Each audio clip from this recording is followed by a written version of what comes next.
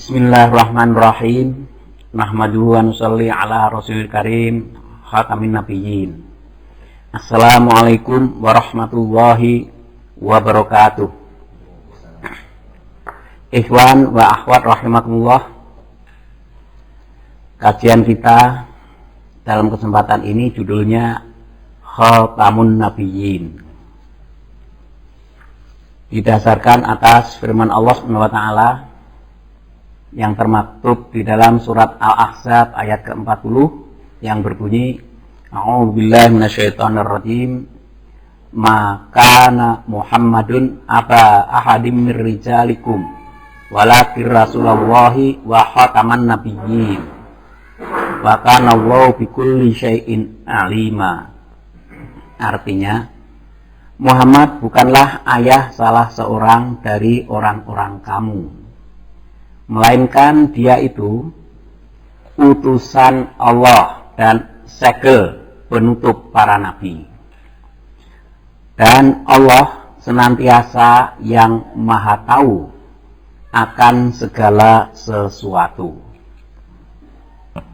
Untuk memahami ayat ini, kita perlu mengetahui konteksnya, konteks sejarahnya, dan juga konteks ayatnya.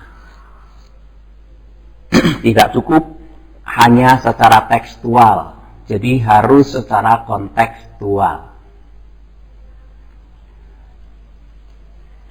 Secara kontekstual, ayat ini berhubungan erat dengan satu peristiwa yang sampai hari ini masih banyak disalahpahami oleh umat manusia, baik muslim maupun non-muslim. Jelasnya sebagai berikut. Muhammad Shallallahu Alaihi Wasallam bukanlah ayah salah seorang laki-laki dari kamu, karena pada waktu itu ada seorang sahabat yang bernama Zaid, yang semula adalah budak Siti Khadijah. Setelah beliau dinikah oleh Rasulullah Shallallahu Alaihi Wasallam, diserahkan kepada suaminya Muhammad Shallallahu Alaihi Wasallam.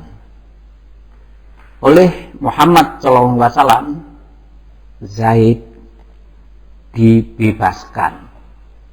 Tapi Zaid tidak mau kembali kepada ayahnya yang bernama Harithah.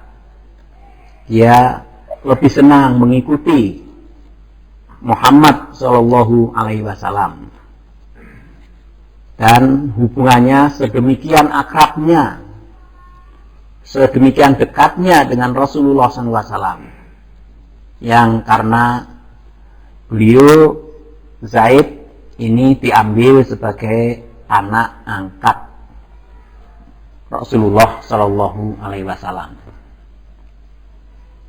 Nah, karena itulah maka Zaid disebut bin Muhammad. Zaid dikenal sebagai salah satu dari 5 as-sabiqunal awwalin, 5 sahabat pertama yang masuk Islam, yaitu 1 Siti Khadijah yang mewakili unsur perempuan, yang kedua adalah Warokoh bin Naufal, paman Siti Khadijah. Nah, ini mewakili angkatan generasi tua dan dari non-Islam. Yang ketiga adalah Abu Bakar, yang hampir seusia dengan Nabi. Dan yang keempat adalah Zaid bin Harithah. Dan yang terakhir adalah Ali bin Abi Thalib. Dengan demikian sudah terwakili dari 3 generasi, generasi tua, dewasa, dan anak-anak, kalau dari segi umur. Tapi kalau dari segi status sosial, dari kalangan yang paling bawah, budak, sampai kepada bangsawan yang tertinggi, yaitu Abu Bakar As-Siddiq. Itu as-sabiqunal awwalin, yang kemudian nanti bertambah banyak lewat mereka itu. Nah, setelah Rasulullah SAW hijrah ke Madinah, dan tidak lama setelah itu terjadi peperangan-peperangan, yang dalam peperangan itu mesti menimbulkan korban. Kita ambil contoh misalnya Perang Badar. 14 sahabat gugur.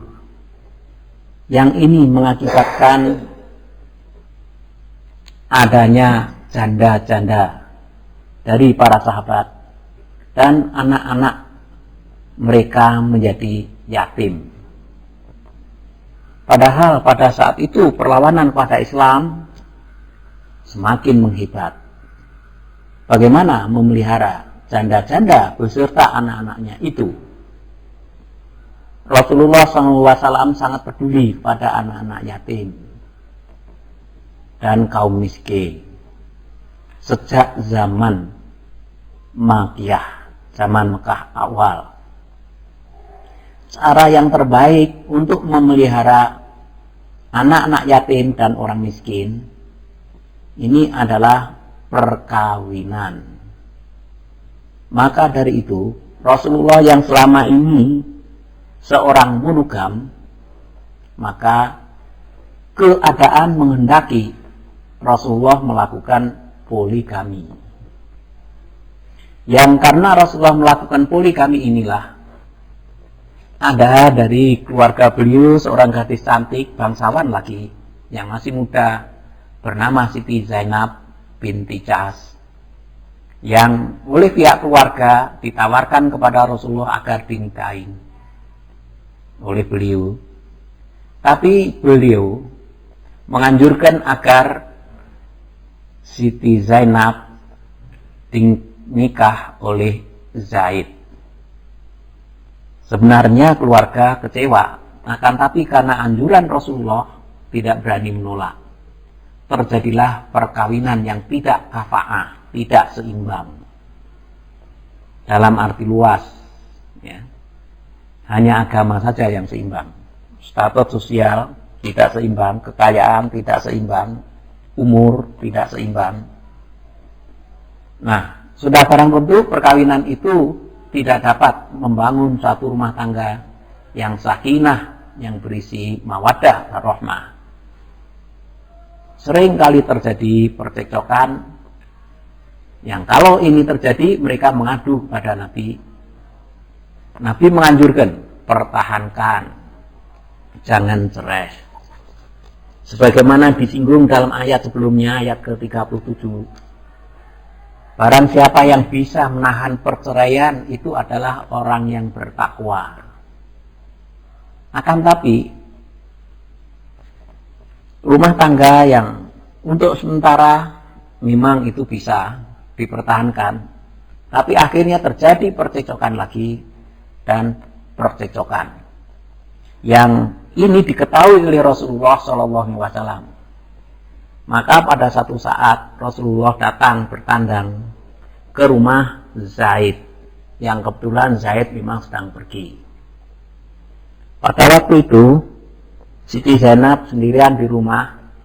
Rasulullah tidak masuk rumah, tapi sempat ketemu dengan Siti Zainab. Dan sudah barang tentu Rasulullah mengerti, bisa membaca bahwa Siti Zainab benar-benar menderita secara batinnya.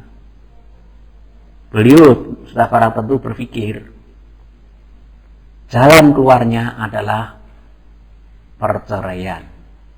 Dan setelah perceraian menikah dengan diri beliau. Akan tapi hal ini sudah barang tentu suatu hal yang tidak mungkin beliau lakukan.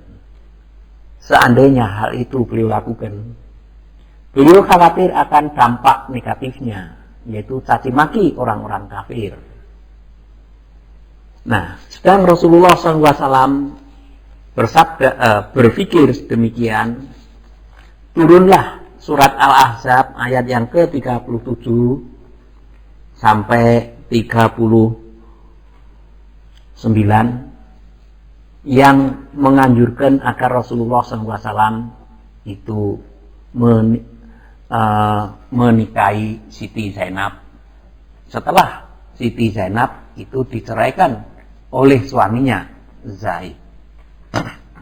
Dan karena perintah itulah maka Rasulullah SAW menikahi Zaid. Dan setelah pernikahan terjadi, maka bersorak-sorailah orang-orang kafir mencaci maki Nabi Muhammad SAW sejak saat itu sampai hari ini, bahwa Muhammad yang mengaku diri sebagai Nabi ini telah menikahi bekas menantunya sendiri. Nah, karena Rasulullah SAW senantiasa hanya berbuat sesuai dengan wahyu ilahi, wa ma yantiqu anil hawa in huwa illa wahyu yuha, maka beliau sepenuhnya pasrah kepada Allah Subhanahu wa taala, dan kita barang tentu mengharapkan pertolongannya. Untuk menolong nabinya yang mulia ini, diturunkanlah ayat yang menegaskan bahwa Muhammad bukanlah ayah salah seorang dari orang-orang kamu, melainkan dia itu utusan Allah dan segel penutup para nabi. Dengan demikian jelas bahwa Zaid bukan anak Muhammad Sallallahu Alaihi Wasallam, karena menurut ayat ini terang sekali bahwa seseorang itu disebut haruslah mengikuti atau dengan menyebut nama ayah kandungnya, seperti telah dinyatakan dalam ayat yang kelima, ud'uhum li abaihim wa aqsatu indallah, panggillah mereka dengan nama ayah mereka, itu adalah paling adil menurut Allah.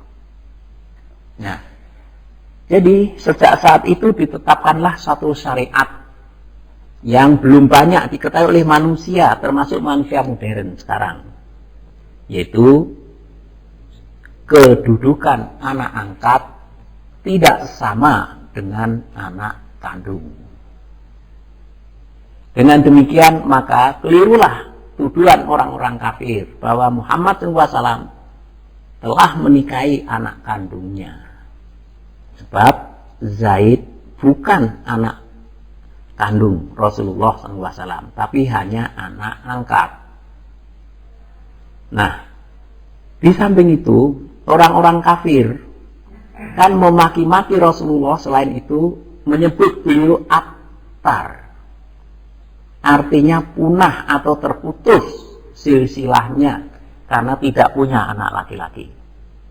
Anak laki-laki beliau wafat tatkala umurnya masih muda, kurang dari 2 tahun.